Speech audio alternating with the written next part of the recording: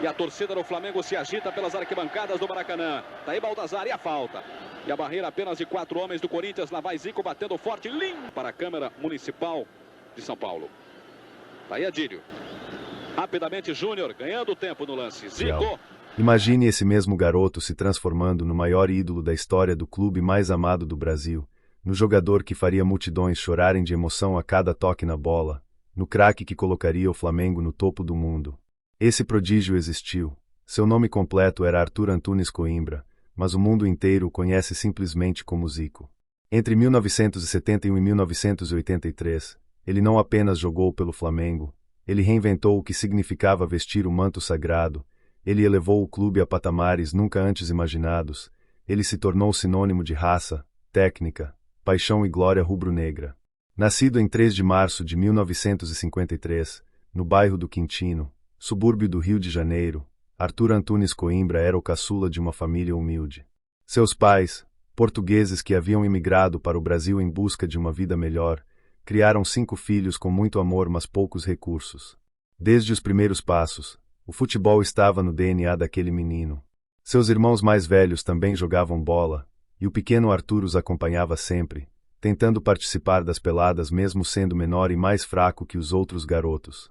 Ninguém imaginava que aquele menino franzino, que parecia não ter estrutura física para o futebol profissional, estava destinado a se tornar um dos maiores jogadores da história mundial do esporte. O apelido Zico surgiu ainda na infância, uma derivação carinhosa de seu nome Arthur. Na verdade, seus irmãos o chamavam de Arthur Zico, que com o tempo foi encurtado para apenas Zico. Era um apelido simples, fácil de pronunciar, que logo seria gritado em todos os continentes, em todos os idiomas, por milhões de torcedores ao redor do planeta. Mas antes da fama mundial, antes das glórias e conquistas, havia apenas um menino do subúrbio que treinava incansavelmente nas peladas de várzea, aperfeiçoando dribles, finalizações, passes, construindo sem saber o arsenal técnico que o tornaria lendário. A chegada de Zico ao Flamengo não foi triunfal como muitos imaginam. Na verdade, foi cheia de dúvidas e inseguranças. Quando chegou a Gávea em 1971, com apenas 18 anos e pesando pouco mais de 60 quilos, sua aparência franzina preocupava dirigentes, comissão técnica e até alguns torcedores mais céticos. Como aquele garoto magricela sobreviveria à brutalidade do futebol profissional brasileiro? Como enfrentaria zagueiros que pesavam o dobro de seu peso e não tinham piedade de jovens talentos? As dúvidas eram compreensíveis na época, mas duraram pouquíssimo tempo. Bastou Zico tocar algumas vezes na bola durante os treinamentos para que todos percebessem que ali estava alguém absolutamente diferente, especial, genial. Não era apenas habilidade técnica, era algo mais profundo, uma compreensão do jogo que transcendia a idade e a experiência. Zico enxergava o campo como poucos, via jogadas 3 passos à frente, tinha uma noção de tempo e espaço que parecia sobrenatural. E quando finalizava, a bola parecia guiada por alguma força magnética diretamente para o gol. Era assustadoramente preciso.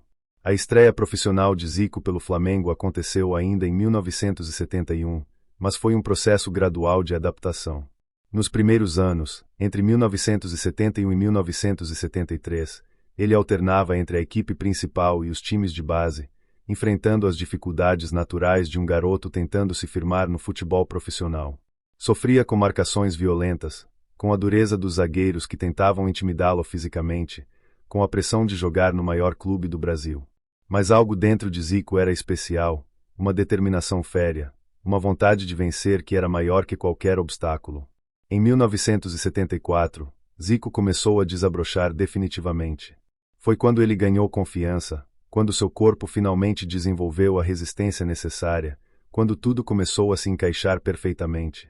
Os gols começaram a sair com mais frequência, as jogadas ganhavam destaque crescente na imprensa, sua camisa número 10 começava a ter um significado sagrado para a torcida. Havia algo de mágico quando Zico tinha a bola nos pés. O estádio inteiro prendia a respiração em antecipação, porque todos sabiam que algo extraordinário poderia acontecer a qualquer momento. Mas foi realmente a partir de 1975 que a transformação de Zico em superestrela começou para valer. Naquele ano, ele assumiu de vez o protagonismo do time flamenguista e iniciou uma trajetória ascendente que o levaria ao topo absoluto do futebol mundial.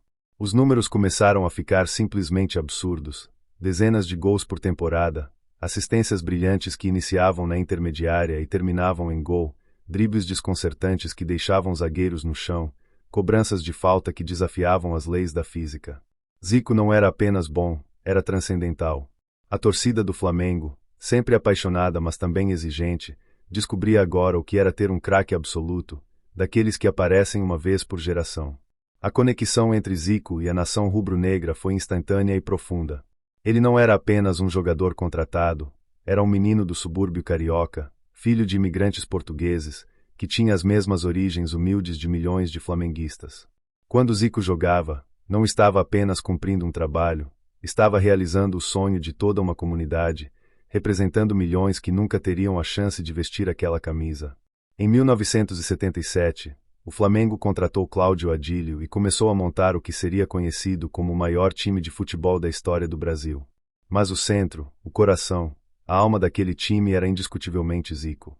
Ele era o maestro que rege a orquestra, o cérebro que pensava as jogadas, o finalizador que concluía as oportunidades, o cobrador de falta que transformava bolas paradas em gols praticamente garantidos. Sua versatilidade era impressionante. Podia jogar como meia armador, como segundo atacante, até mesmo como centroavante quando necessário. O ano de 1978 foi especial para Zico. Ele foi convocado para representar o Brasil na Copa do Mundo da Argentina. Apesar do time brasileiro não ter conquistado o título, Zico mostrou ao mundo seu talento excepcional. Jogou contra as melhores seleções do planeta e demonstrou que estava no nível dos maiores craques mundiais. Quando retornou ao Flamengo após a Copa, era tratado como verdadeira realeza. A nação rubro-negra tinha orgulho de ter um jogador reconhecido internacionalmente vestindo seu manto sagrado. Mas foi em 1979 que a magia realmente começou a acontecer.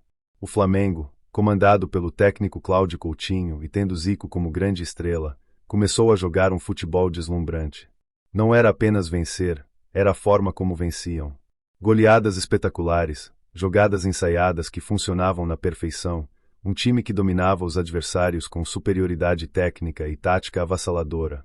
E no centro de tudo estava Zico, marcando gols impossíveis, dando assistências mágicas, comandando aquela equipe com uma autoridade natural de verdadeiro líder. Em 1980, aconteceu o que muitos consideram o auge da carreira de Zico e do Flamengo. O time conquistou tudo que disputou: Campeonato Brasileiro de forma invicta, Campeonato Carioca com campanha dominante, e ainda chegou à final da Copa Libertadores da América. Zico foi simplesmente fenomenal durante toda aquela temporada. Marcou mais de 50 gols considerando todas as competições, um número estratosférico que demonstrava sua capacidade absurda de finalização. Não eram apenas gols comuns, eram obras-primas que entravam para a história. A grande final da Libertadores de 1980 foi contra o Cobreloa, do Chile. O jogo de ida, no Chile, terminou empatado. O jogo de volta seria no Maracanã lotado, com mais de 100 mil pessoas esperando para ver o Flamengo conquistar pela primeira vez a América. Zico sabia da responsabilidade em seus ombros. No momento mais importante, quando o time precisou, lá estava ele. Embora o Flamengo tenha vencido por 2-0 com gols de outros jogadores, Zico foi fundamental na construção das jogadas, na pressão sobre o adversário, na organização tática do time. Com a conquista da Libertadores, o Flamengo ganhou o direito de disputar o Mundial Interclubes contra o Liverpool, da Inglaterra, considerado um dos melhores times europeus da época. O jogo aconteceu em Tóquio, Japão, em dezembro de 1980. O mundo inteiro estava assistindo. De um lado, o poderoso Liverpool com sua tradição europeia. Do outro, o Flamengo de Zico, representando o futebol brasileiro e sul-americano. Era muito mais que uma partida de futebol, era um confronto de filosofias, de estilos, de culturas. A partida foi equilibrada, tensa, decidida nos detalhes. E nos detalhes, Zico fez toda a diferença. Foi dele o gol que abriu o placar, uma finalização precisa após jogada magistral. O Liverpool empatou, mas o Flamengo não se abalou. E no final, com gol de outro jogador, o time rubro-negro venceu por 3-0 e conquistou o título de melhor time do mundo. Zico foi eleito o melhor jogador da partida, consagrando-se definitivamente como um dos maiores craques do planeta. Aquele menino franzino do Quintino estava agora no topo do mundo do futebol. Os anos seguintes, 1981, 1982 e 1983 foram de consolidação absoluta da lenda de Zico. O Flamengo continuou conquistando títulos, mais campeonatos brasileiros, mais campeonatos cariocas, e Zico continuou sendo o maestro, o líder, o craque absoluto. Sua média de gols era simplesmente absurda, algo em torno de um gol por jogo quando se considera todas as competições. Pouquíssimos jogadores na história do futebol mundial conseguiram manter tal média de finalização por tantos anos consecutivos. O que tornava Zico verdadeiramente especial não era apenas sua habilidade técnica excepcional, mas a forma como ele se conectava emocionalmente com a torcida e com o clube. Cada gol que marcava era celebrado com uma paixão genuína, como se fosse o primeiro de sua carreira. Cada vitória do Flamengo era sua vitória pessoal. Cada derrota era sentida profundamente como dor pessoal. Zico não fingia amar o Flamengo, ele realmente amava. E a torcida percebia essa autenticidade, retribuindo com um amor que transcendia o futebol. As cobranças de falta de Zico eram um espetáculo à parte. Ele transformou aquilo que para muitos jogadores era apenas mais uma jogada ensaiada em verdadeira arte. Sua técnica era perfeita, corrida calculada, pé batendo na bola no ponto exato, efeito que fazia a bola contornar barreiras e goleiros. Diziam que quando Zico cobrava falta perto da área, não era se seria gol, mas apenas quando seria gol. Alguns de seus gols de falta são considerados até hoje os mais bonitos da história do futebol. A relação de Zico com seus companheiros de time era de respeito mútuo e admiração. Jogadores como Júnior, Leandro, Adílio, Tita, Nunes, todos grandes craques por mérito próprio, reconheciam em Zico um líder nato. Ele não precisava gritar para liderar, sua presença em campo já era suficiente. Quando o jogo ficava difícil, todos olhavam para Zico esperando que ele fizesse algo especial. E ele quase sempre fazia. Era como ter um superpoder no time, alguém capaz de resolver o impossível quando mais se precisava. O impacto de Zico ultrapassava as 4 linhas do campo. Ele se tornou um fenômeno cultural, um símbolo não apenas do Flamengo mas do próprio Brasil. Crianças de todo o país queriam ser como Zico, vestiam camisas com o número 10, tentavam imitar seus dribles e finalizações. Ele inspirou toda uma geração a jogar futebol, a sonhar com glórias esportivas, a acreditar que com talento e trabalho duro tudo era possível. Zico provou que um menino do subúrbio poderia conquistar o mundo. A imprensa nacional e internacional não economizava elogios a Zico. Jornalistas do mundo inteiro vinham ao Brasil especificamente para vê-lo jogar. Revistas europeias dedicavam páginas e páginas ao Pelé branco, como alguns o chamavam, embora Zico sempre rejeitasse comparações, dizendo com humildade que Pelé era único e incomparável. Grandes clubes europeus faziam ofertas milionárias para levá-lo, mas Zico resistia, preferindo continuar no Flamengo, no clube que amava, vestindo a camisa que mais importava para ele. Entre 1981 e 1983, mesmo com todas as conquistas já acumuladas, Zico continuava jogando em altíssimo nível. Não houve acomodação, não houve queda de rendimento. Pelo contrário, ele parecia melhorar a cada temporada, incorporando novas qualidades ao seu jogo já completo. Sua visão de jogo ficava cada vez mais apurada, sua capacidade de liderança mais evidente, sua importância para o time cada vez mais incontestável. Zico aos 30 anos era um jogador ainda mais completo que Zico aos 20. O ano de 1983 marcaria o fim de uma era gloriosa.